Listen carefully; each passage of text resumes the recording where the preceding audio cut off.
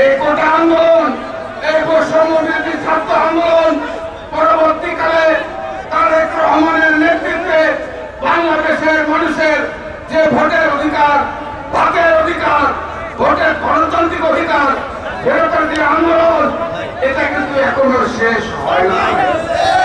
যতক্ষণ পর্যন্ত আপনারা ভোট কেন্দ্রে নির্ভয় ভোট দিতে না পারবেন, ততক্ষণ পর্যন্ত আমি আমার বিএনপির নেতা কর্মীদের কাছে আমার অনুরোধ, প্রিয় ভাইয়ের আমার, আপনারা যদি মনে করেন বিএনপি ক্ষমতায় চলে গেছে, এটা কিন্তু স্বপ্ন, এটা কেউ চিন্তা করবেন না। আমরা ক্ষমতায় চলে গিয়েছি, আমরা মাত্র শেখ হাসিনার পতন ঘটিয়েছি। কারণ এই কালো